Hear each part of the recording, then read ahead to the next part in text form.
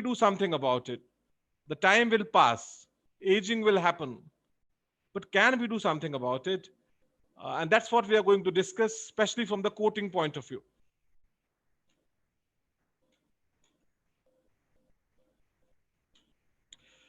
So change is the only thing that is constant. It was said by Heraclitus, but in our organization, our MDs keep telling us that change is the only thing that is constant. You have to constantly change, update yourself, give newer products, give better service to the customer, and that's the only way you will excel. So change actually is the only thing which is constant. In fact, even change is changing, which you can now see. Now, basically, what's happening is even when we are sleeping, or let's say even when we are resting, we are still moving.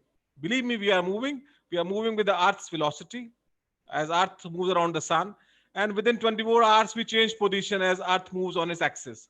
So we are always changing, our coordinates are changing, and similarly weathering is happening, aging is happening. So that's constant. So can we do something about it? Now, is it possible? And the answer is yes, because in the word impossible itself, it says, I am possible. There is definitely something that we can do. Although it's possible that we don't know how to do it, but it is definitely something what we can do. So what is this change that's happening in the coating front? It's fading. And very often we say, oh, our blue is fade. We started with the blue color and now we have come to light blue. But we all have seen, or many of us have noticed in the industry, that blue colors fade more than white. Why is that happening? Or there are certain blues that don't fade. So what is to be done for that? Because for us, from the coating field, fading is weathering. Fading is that it is changing. Then dullness, loss of gloss, chalking. Chalking, if you've seen during our childhood, when the houses were painted with lime, chuna, तो चूना हाथ पे आ जाता था. That's what we used to say chalking. So that's another problem that you can have with the painted systems. Then you have peeling. The entire paint can come off, and then rusting. So these are the changes that's happen on aging or weathering. So the question is, can we do something? Is it uniform? Can we decide on the right product based on which location we are? And the answer is absolutely yes. Our own Taj, the eternal beauty, that is changing. We would like to delay it as much as possible. Change is inevitable. Weathering is inevitable. Aging is inevitable. But we would like to delay it as much as it is possible. So what is causing this? That's why it's important to know what is causing this. Once you know what is behind it, you can handle it better. So what are the factors which are behind this weathering? Yes, our own friend sun. We cannot live without sun. Make no mistake about it. Not only we are dependent on sun for energy, for food, even for water. You cannot have a glass of water without sun. But the same sun, which is very important for us for our life, some of its radiation actually cause this weathering. How does we do that? I think we discuss as we go along in the presentation. Moisture, water. The same water without which you cannot survive for a day is resulting in aging. How does it? There is something called absorption, desorption, freeze thaw effect, and also water helping in corrosion. So how does it happens? I think we'll dwell later in the presentation when we dwell about the corrosion. The temperature. All of us know about the famous Arrhenius equation, which says that every 10-degree rise in temperature, the reaction doubles. So these three combination, sunlight, moisture, and temperature. These three are the deadly combination which are resulting in aging. So having known that, how can we counter? I think first it's important for us to understand how these things work, and then we will be able to counter them. Now, what is fading? In this picture, I think it's not very obvious, but if you see clearly, the green color has become almost light brown. And why that happened? That's happening because of fading. So what is this fading? What happens is that sunlight, especially one part of sunlight that is UV, once they fall upon this buildings or the color, they result in certain reaction. They affect the chromophores of the pigment. which is actually resulting in fading. So we don't want fading, but there are solutions to this. Chalking, as I described earlier, it's like tuna coming on your hand. This also happens because of the sunlight, and of course the temperature also accelerated because it's a photochemical oxidation. So it's a joint effect of temperature and sunlight. So what is this sunlight? Now, going back to our school days, we were taught that sun is a hot ball of fire. In our primary section, most of us were taught sun is a hot ball of fire. So how does the fire, how does this fire is responsible for all the life on earth, and how does this fire creates all these problems? So when we try to see what is the sun, how does it work, when its spectrum was analyzed, its spectrum gave a black light for hydrogen and helium. So this confirms that the solar surface has a lot of hydrogen and helium. When we tried it to check for other elements like krypton, we did not get that spectrum. Now, if the sun is composed of so much hydrogen and helium, and we know that hydrogen can combine to form helium, proton 1H1, and can lead to lot of energy through a reaction called fusion reaction. So basically, in the sun's atmosphere, fusion reaction is happening continuously. You might argue, if that is the case, there is a lot of hydrogen on Earth, there is a lot of water on Earth. So why doesn't the fusion reaction keep on happening on Earth, and we also become a source of so big energy? And the answer is, we don't have the conditions on Earth to carry out this fusion reaction. Now, to carry out this fusion reactions, when you are going to fusion, basically you are going to fuse two protons, 1H1, and we know that like charges repel. So you need a lot of energy to start this fusion reaction, to get these protons together. And sun's atmosphere has it because he has the temperature. So that is the reason, if on Earth we want to do the fusion reaction, we first have to do a fission reaction, which gives us that sort of temperature. That's why it is said that if you have to explode a hydrogen bomb, which is based on fusion, you have to first explode an atom bomb so that you get that sort of temperature. So having said that, sun is full of energy and they are sending all this energy. So it is this energy which is responsible for all the good things, but this is this energy which is causing a lot of damage also, a lot of weathering also. And how does it does it? We need to understand what are the various types of energies. So if you look at solar spectrum, basically this energy is what? Energy is always in forms of quanta. And what is quanta? Quanta is nothing but as given by the Planck's equation, E is equal to h mu or E is equal to hc by lambda. So this energy is nothing but a form of wavelength. So all this solar wavelength you see on the screen are actually energy. Now this energy from 0 to let's say 400 nanometers is actually UV light. So this UV light is responsible for all the degradation, for all even the skin cancers this UV is causing. From 400 to 740, whatever is energy is reflected or diffused or reflected leads to color. So I think we can discuss more on this where we are discussing about color or spectrophotometer and what are different types of color and etc. etc.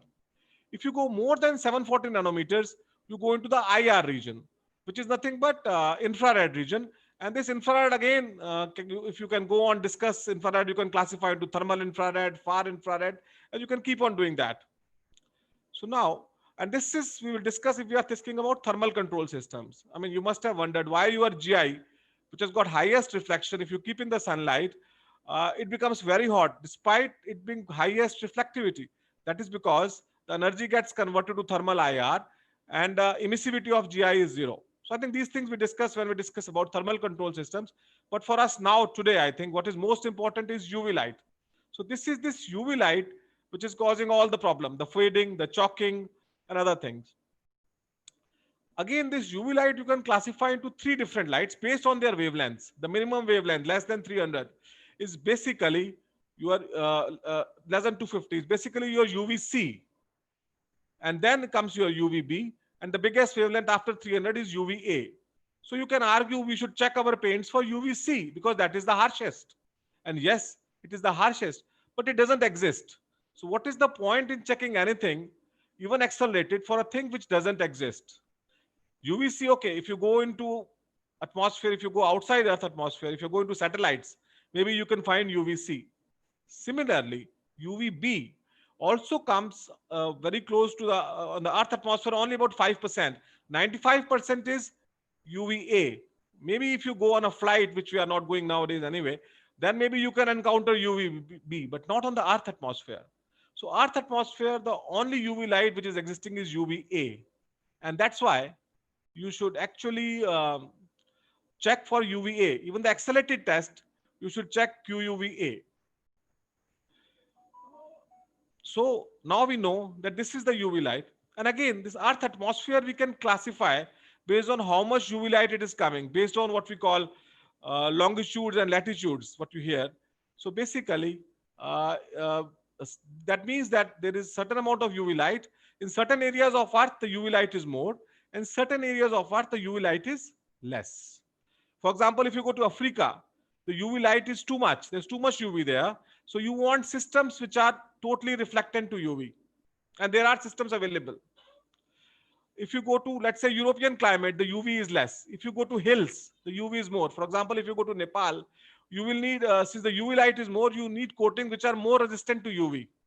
So everything has to be tailor made. Now the question is, if you look at the solar structure of India, India has got a lot of sun. We are blessed. But the same sun, which gives us so much things, I think the more the degradation that is causing, that's also more in here in India. So if you see Indian climate and European climate, it's different, and the products that you require will also be different.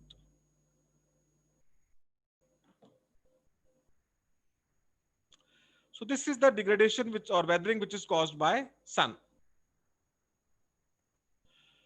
Now, very often you would have seen this, that when you peel off a film, you get white. Now, all of us know that mostly the primer that we apply is yellow. So you can wonder, why then we are getting this white color? Is it a magic? And answer is yes and no. Basically, this white color you are getting because of zinc getting rusted, in that sense, if you could say. It's a white rust. Basically, what is happening is that zinc is becoming anodic. That is, it's getting oxidized. So electrons are moving away from the zinc, and that is causing this white rust. So that's the first phenomena. And this is basically not because of sun, but because of corrosion.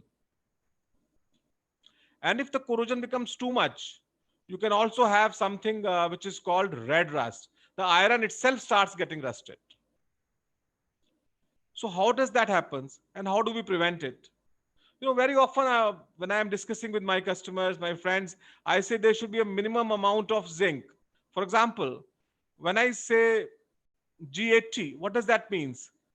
What it means is that GSM of zinc is only 80. So that, if you translate, is roughly 6 microns of zinc. That is too low. So that is a too low amount, and that's why we say that there should be certain amount of zinc so that you have a proper barrier protection. The worst case could be that the paint film totally peels off.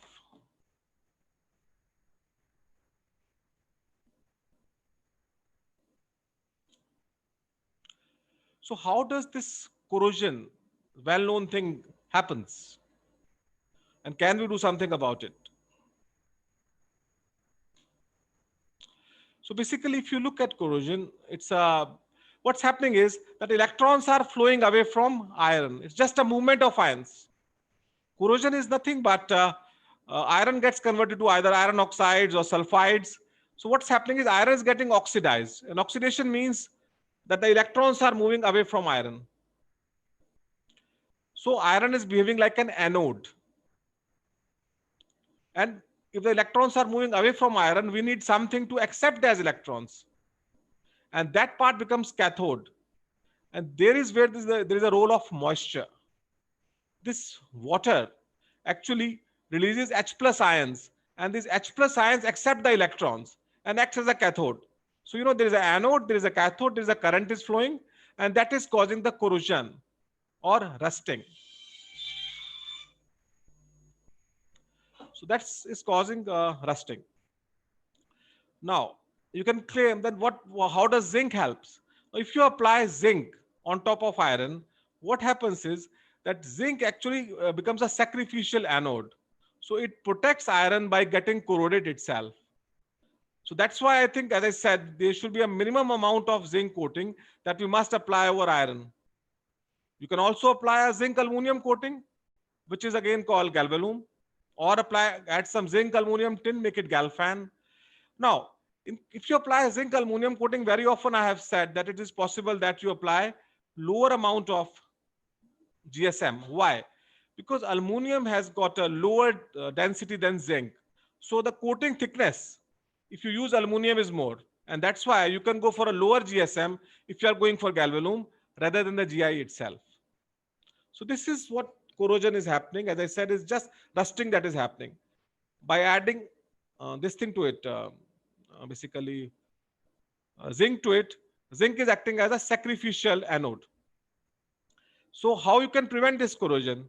If you apply a chromate conversion coating, what happens is it passivates the surface. So it insulates the iron from becoming anode. So question that you can ask is that earlier days we used to do zinc phosphating and chromating. Was that better? Or what we are doing now is better? Now, zinc phosphate, as we all know, is the conversion coating that can go up to 2 gram per square meter, 2 GSM. Whereas the chromium one can go only up to, let's say, 35, 40 milligram per square meter. So you can apply a lot more. So the earlier system, no doubt, when we were using zinc phosphate and then we were applying chromating, was much better than what now is there. Of course, we have advanced and now we have a latest form of chromium which is giving protection. So that's also okay. But still, the best system was when we used to supply a zinc phosphate along with chromate. And still, if and what it leads to is, if we want to give, let's say, a category where the corrosion level is too high, probably you should use again, go back to the same system, zinc phosphate and chromating, and you will get better durability. Because the problem is, in case the passivation fails, what will happen? You will get a worst form of corrosion called pitting corrosion, in which from a small site it starts corroding. So again, we heard that this moisture is very dangerous. Why? This moisture is dangerous because this moisture can have something called freeze-thaw effect. You know, water is the only liquid which actually expands on freezing. You will be surprised to know. You know, water's maximum density is at 4 degrees centigrade. And after that, it actually expands. Whereas it should contract by laws of mechanics, it doesn't happen. And why has that happened? I think nature has made this for all our aquatic animals, you know, like rivers. If you go, the densest water or the heaviest will be at the bottom. And there the temperature is 4 degrees. So they can survive. So ends of lakes don't freeze because of this.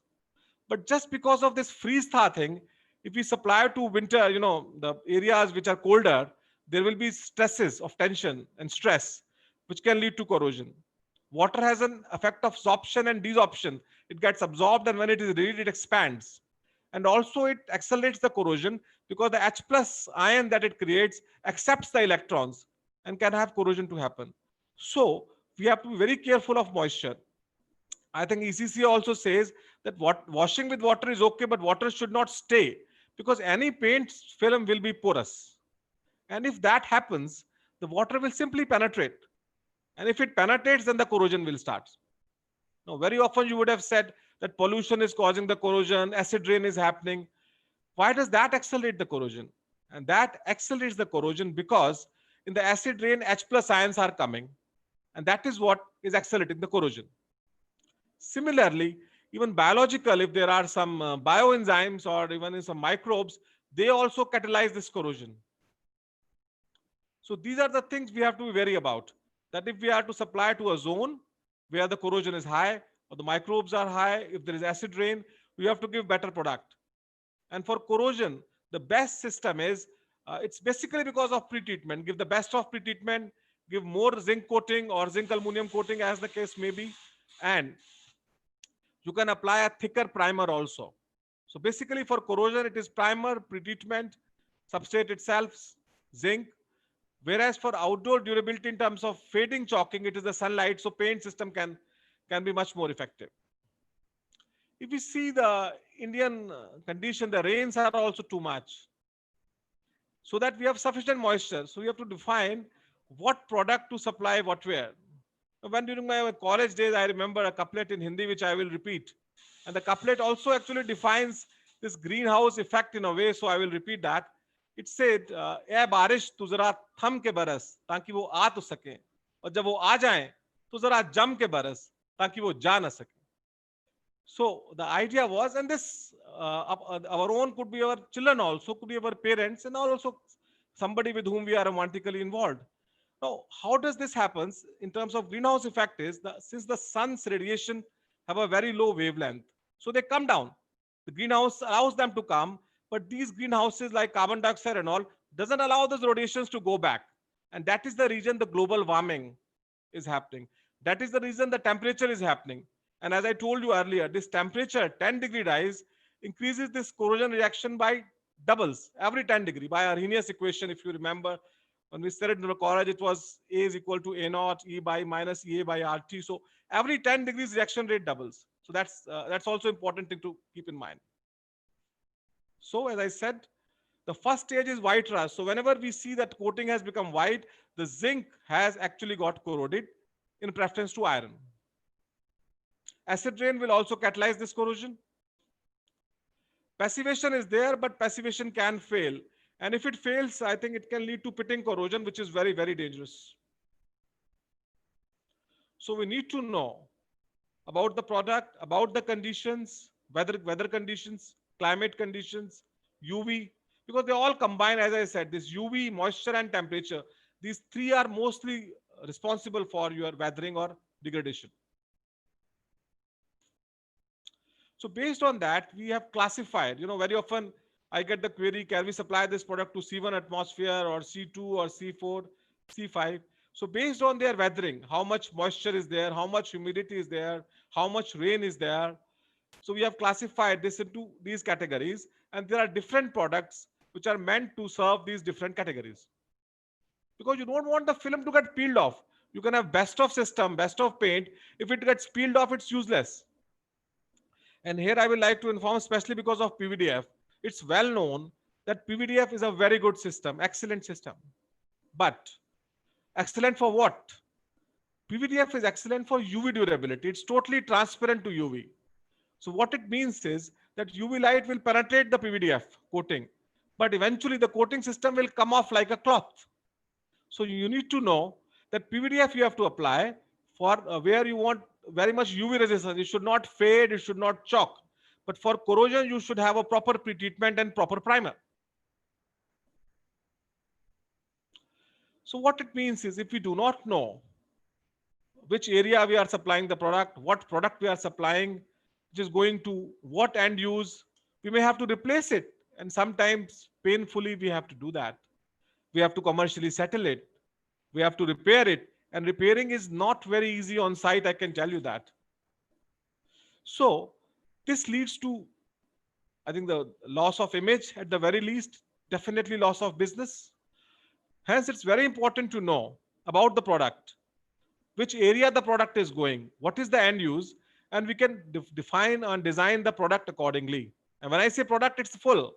It is the substrate, the pretreatment, the primer, and of course the top coat.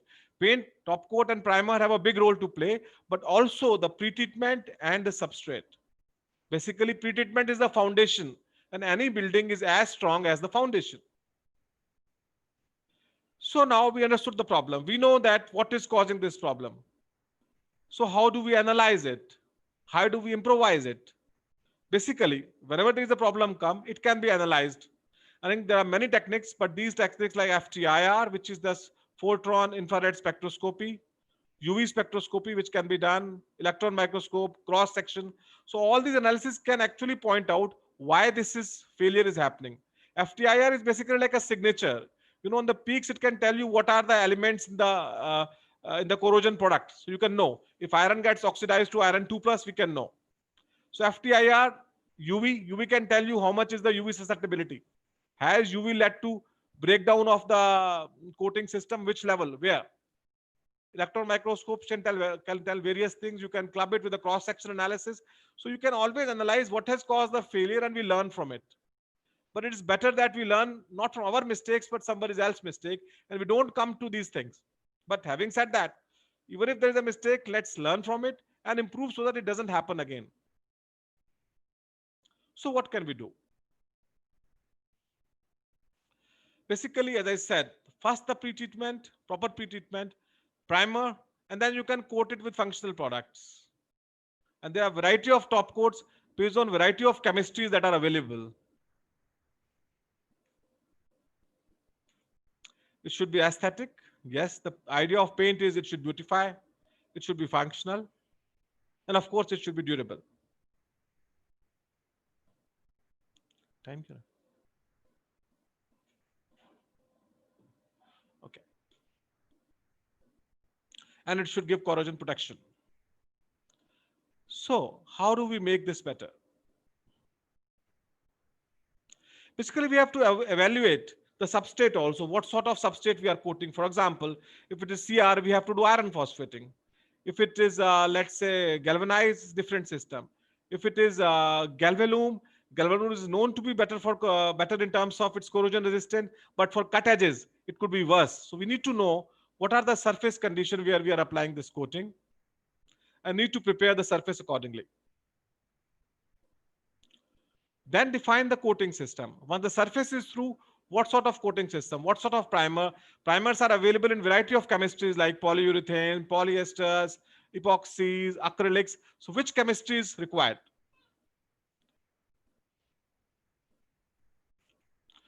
Then what is the customer needs? Of course, where this product is going. So we need to actually evaluate the environment in terms of its latitude and longitudes, how much UV is coming, how much rain is coming, what is the temperature zone. A product which can work in Europe will not work in Africa, certainly. And product which can work in Europe will not work in even India also.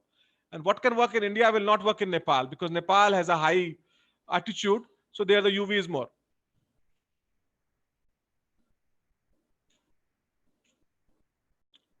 So we say that the paint should be the best, the steel should be the best, but what is best?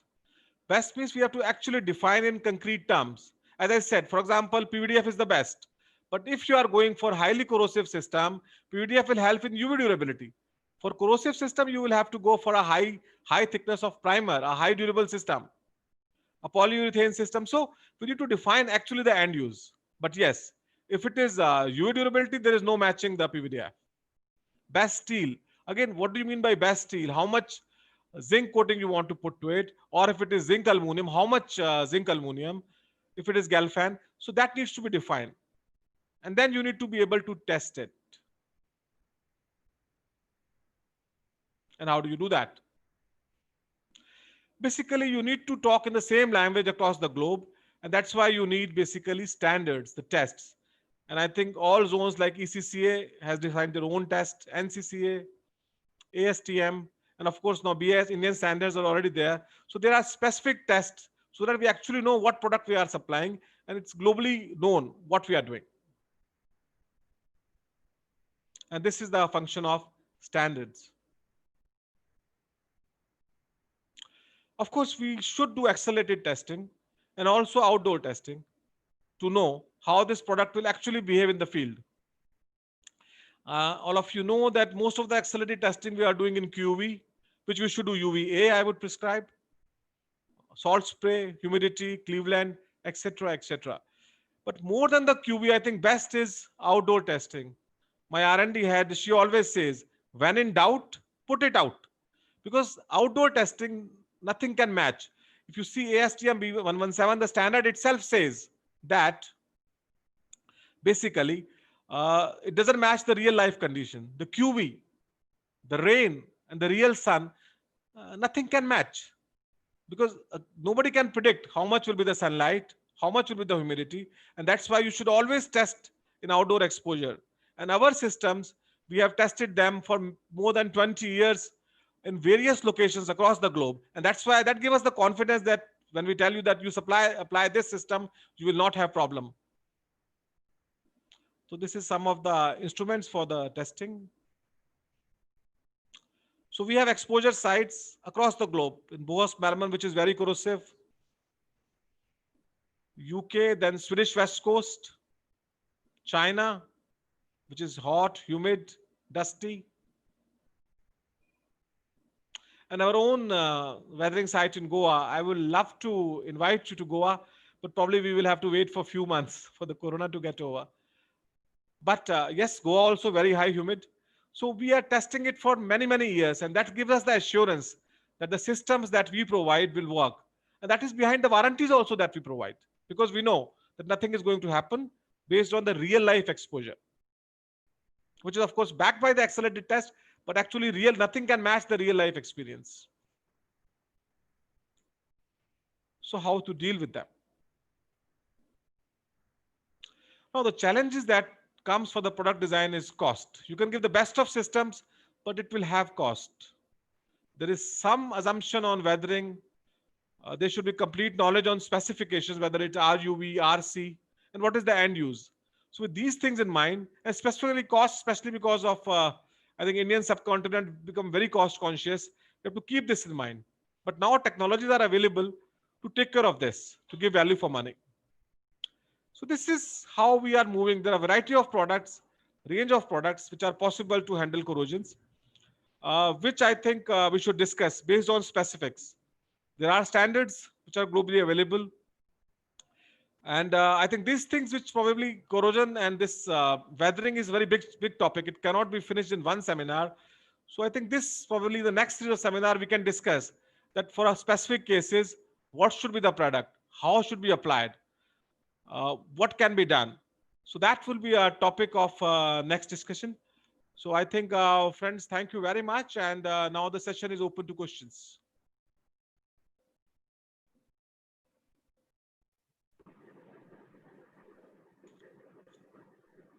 Thanks a lot, Chetan sir.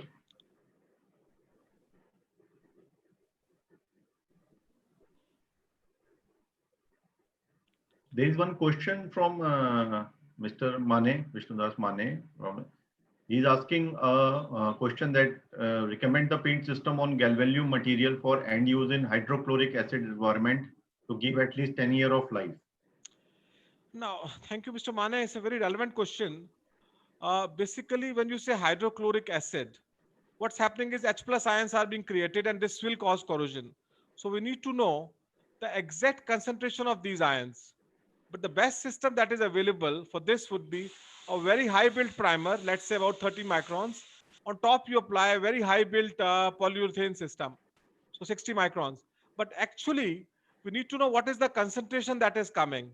Because if the concentration is so high, everything will collapse and you may maybe need to go for polycarbonate system. But for average HCl, you can have a system with high build primer and high build top coat, polyurethane preferably.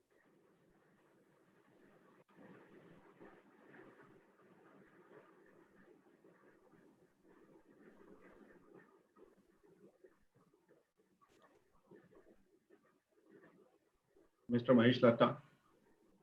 Yeah, I have one question. This is related to zinc coating versus paint coating.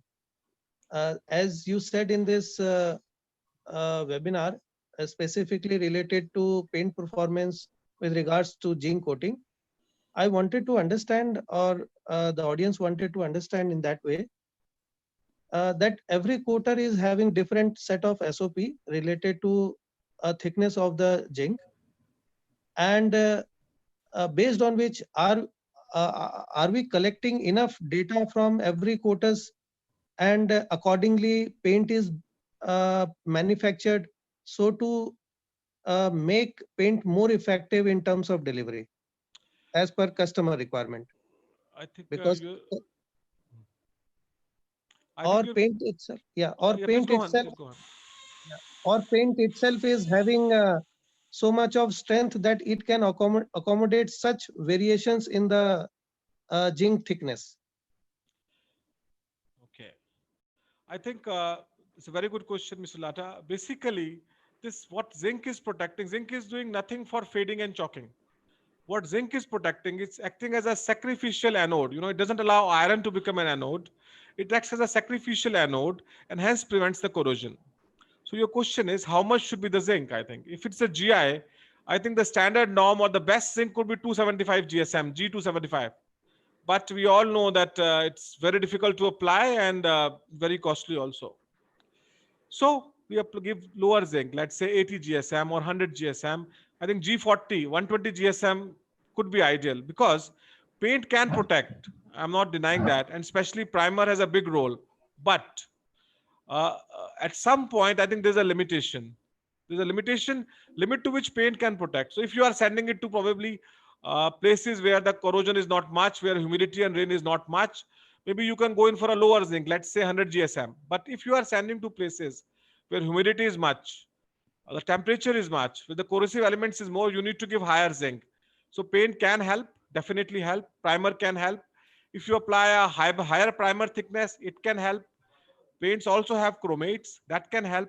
But in the end, you will have to apply either zinc or zinc aluminum. When you apply zinc aluminum, you get lower corrosion, but you have to be very careful for cut edges because that's where the corrosion starts.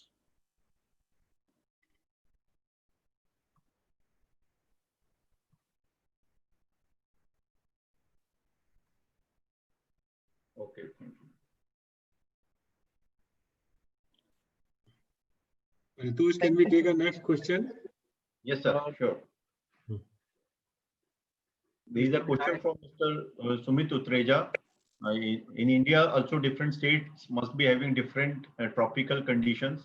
Can you suggest broadly which state should have what kind of coating and type of paints like RMP, SMP, PPDF, or GI or GL, PPGI or PPGL, which is a general question. Okay. No, yes, India is also vast climates. For example, if you go to up north, where I think, especially to mountains, where UV is more. So you want systems with better UV. Of course, this is the topic of the next seminar when we discuss about the various products and things available. But if you go to up north, you want the products with better UV, for example, super durable, or we have launched a new product which gives as much UV durability at a much lower cost. Then you can also go in for, if you're going for, let's say, the center of India, which is much more temperature. I think UV the coating which are more temperature resistant. If you go to, let's say, Kerala and places like there I think the moisture is much more. So you require systems, Beccher type, where you want the corrosion resistance to be more, especially towards the south. So basically up north, you want the products which are more UV resistance. For example, PVDF can work, super durable can work. If you go to bottom south, you want which are more water resistance or corrosion resistance. So there I think you want something which can give you much more corrosion. So high build systems can work. Whereas on center part, maybe a mixture of both. Again, as I said, if you want more temperature resistant, SMP can also help. But actually SMP gives you a much lower flexibility. So I would advise that a super durable system or the new things which are coming are much better. But again, you have to be very specific what is the end use also. Because in some places you want a very flexible system. For example, if it is a coating for internal, you don't want UV at all. What you need is a very flexible system. There is a question from Mr. Jubin Thakkar on what is ideal microns you suggest for backcoat. Nowadays, there is some recommendation of higher microns of backcoat, which is surprising. So your comments on that? Well, backcoat, backcoat in Indian conditions, basically, I have seen people focusing more on backcoat than on the top coat. You know, even for color fading, sometimes people take care of backcoat even more than the top coat. But it all depends what is the end use. For example, if your backcoat is for, let's say, foam adhesion or for the sandwich panels, why do you require a very thick backcoat? How will that help? Maybe even 3-4 microns backcoat is good enough, because in the end you are putting it only for sandwich application. But if you are using profiling, and especially if the profiling machines are not very good, you know, if they peel off, then you may require higher DFT of backcoat, let's say 9-10 microns. But for a sandwich panel application, you don't require higher DFT. Even 3-4 micron backcoat is good enough. It's only a service coat.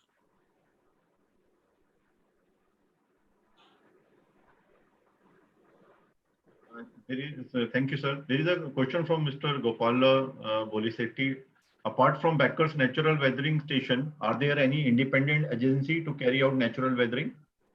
Yes, there are many independent agencies, and now we have it in India also in Chennai. So there are many independent agencies which are working, which are checking this weathering. In fact, it's also possible to accelerate the weathering.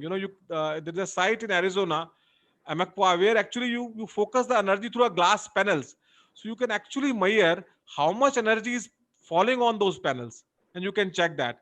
So definitely there are a lot of sites where this corrosion is accelerated tests are being done, and I will share these exposure site details to Mr. Gopala for sure. Thank you, sir. Our sites gives us the confidence that since we are checking at these sites for 20 years with our systems, no problem will happen. Thank you, sir. Mr. Vinayak, you want to ask a question? Please go ahead.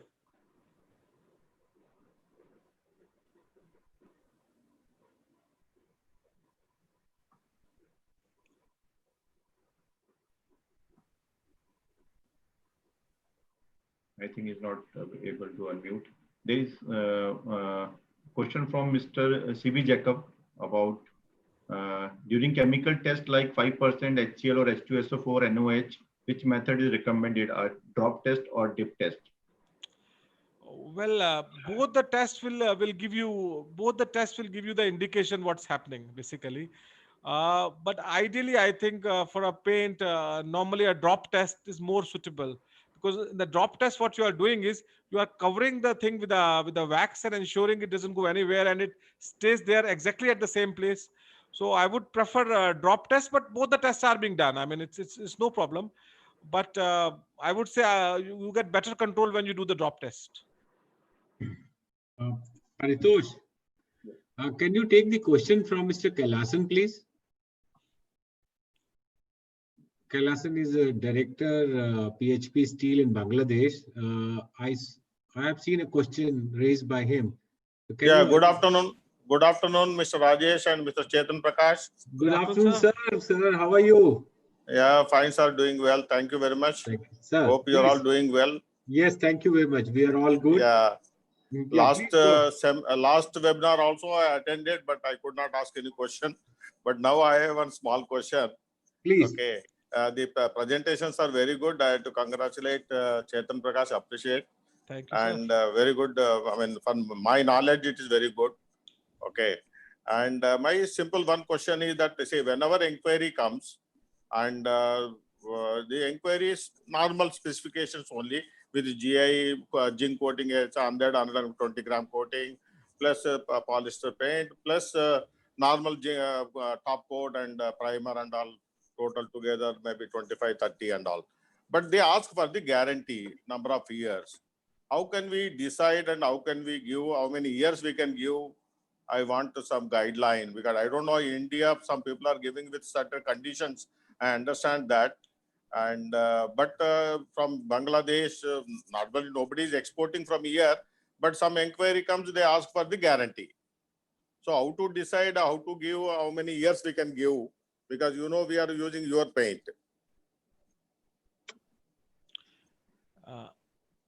Okay. You understood my point? Yeah, yes, I understood. It's your need for warranties, and we definitely will be happy to give warranties.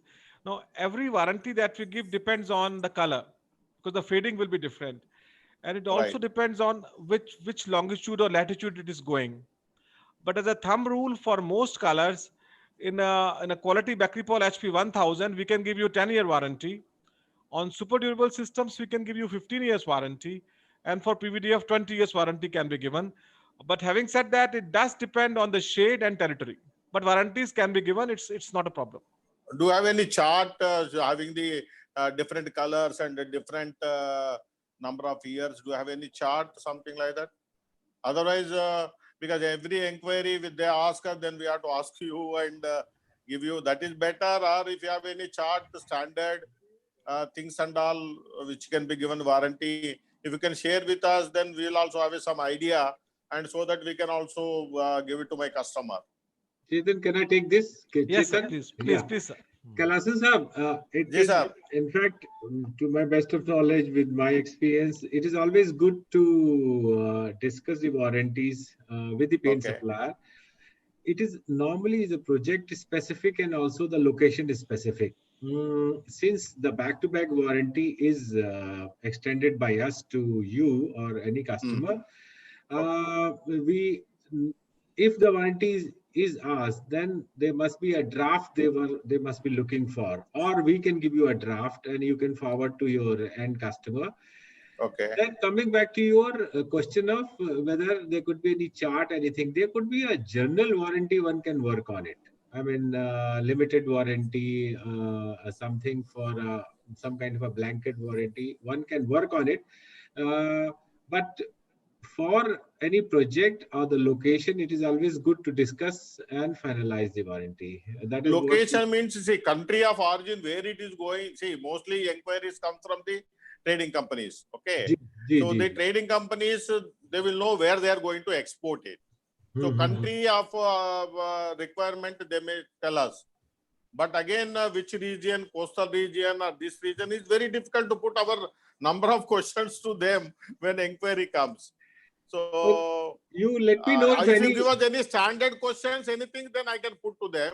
Yeah. Or if you have anything related or India, how India is doing it, your customer, how they are doing it. If you can guide us, then it will be better for us.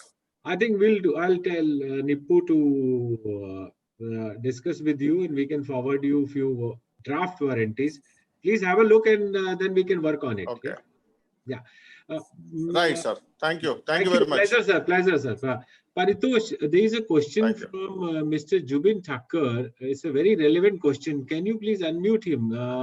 This is talking about zinc phosphate combination of chromate and all. So can you please unmute him? Let him take this question with Chetan, please. Yeah.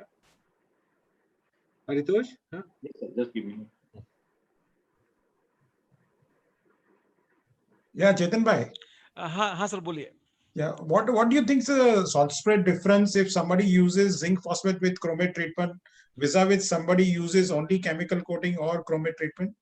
Sir, with zinc phosphate, you get much better results because zinc phosphate you can apply a lot thicker. So the passivation is much more. I mean, you can apply up to 2 GSM. Whereas normal chromate conversion coating, you can apply hardly 35, 40, 45 GSM. So definitely much better results if you apply a zinc phosphate. You can go up to 1200 hours also. Okay. So it also depends on the primer, but with zinc phosphate, if you apply it, so I think definitely you get much better results. Yeah, in fact, Jubin bhai, this I remember my Japan trip. Most of the coaters in Japan were using zinc phosphate. I think 100%. Even in US, I think US also everybody uses zinc phosphate. If you have to give warranty. Yes, because of and the better performance. Yes, I agree with you. Okay. Paritosh, can you take, I think, 1 or 2 more questions, then we can close them. Yeah, please. Let me see. Mr. Nagori is there. Hello. Yeah. Naguri sir, welcome. Hi. Thank you. Let me first congratulate Chetan ji for the usual knowledge sharing and a very, very informative session and very informative presentation. It's always learning experience we always have whenever we interact with him. So, thank you, sir. A very basic question. You have described various paint system, PVDF, RMP, and SDP, and all various systems. Just wanted to know, irrespective whether there will be any shade variations. First, my first question is: will there be any shade variations for a same shade in RMP and the same shade in PVDF? Do you think any big variation between the different paint coating systems? And secondly, is there any limitations with respect to the different paints for shade with respect to the different paint system? Thank you. Thank you, sir. I think it's a very valid question. Now, basically, in case of PVDF, as I said, PVDF is totally transparent to UV. The UV light can just go through PVDF. So it can last 50 years. But then to match that, other ingredients also have to have that sort of a life. That's why certain pigments are not allowed to be used in PVDF. And when the pigments are not common, there will be some shade difference. So hence, there will be some shade difference when you go to normal polyester to PVDF, and that's true for super durable also. So that would happen. And what was your second question, sir? Second question is there any shade limitations in the different paint coating systems, like darker, lighter, or something like that? Yes, that's why I said, since certain Related to the pigments, content of the paint, yeah. sure, sir. Since certain pigments are not allowed to be used in PVDF and SDP, so that it can match the life of the resin system itself. So there will be some limitation, but there are ways to counter them. For example, a dark blue color or a dark red color may not be possible in PVDF normally, but by applying, let's say, a barrier coat in some cases, or by applying, let's say, a clear coat in some cases, or both in some cases, it is possible to get range of colors. So we have to do it differently, and there will be additional coats involved, which could be either barrier or clear or both of them. And then you can get different colors in PVDF as well as SDP. So it is possible now with the latest technology to get various colors even in PVDF and SDP. Okay, thank you. There is a question from Mr. Adya Prasad on can we not reduce porosity of paint? Yes, sir, you are right. It is possible to reduce porosity of paint. There is no doubt about it. But what will happen is that in the life, nothing happens. If you give something you have to take away. If you have to make it less porous, what will happen is you will have to, your durability will go down a little bit. So you have to make a balance. The more hard coating you form, you lose on the life in a certain way. I mean, the cross linker degrades. So it is possible to decrease the porosity, but other parameters will get affected. I think we have Yeah. reached the time limit. Yes. So maybe a lot of the questions we can answer separately to the attendees on the email. That will be fine. Chetan, what will be the next topic? You said you will be talking again extension of this topic, or what? Can you inform the all participants so that it will be nice to arrange? Yeah. Yes, sir. In fact, this topic is a big topic, corrosion and weathering. It's a big topic. We have so far discussed only what is causing corrosion and what is causing this fading, chalking. How do we handle them? What are the various standards available? What are the various products available? How these problems can be addressed? So I think that will require a separate session. And I will request all the attendees to please join that also, because then we can know, okay, now we know the problem. Now we know water is causing the problem. Now we know sun, how it is causing, but how do we solve them? What are the various products? What are the various things can be done? And I think maybe Paritosh can collect all the questions. I will try to address these questions also in the next seminar. So next would be an extension where we discuss how do we solve this problem? How do we increase the weathering? Yeah, thank you, Chetan.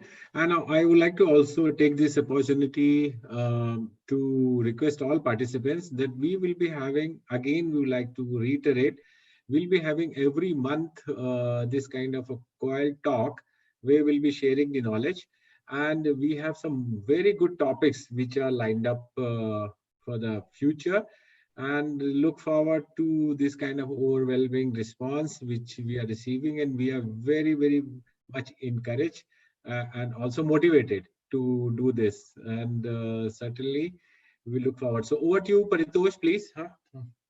Yes, definitely. Thank you. Thank you so much, sir. And again, as you said, we are overwhelmed with the response from the industry friends, stakeholders who take out time and join this webinar and share their thought process, feedback. There are many questions. Definitely, we will attend to it.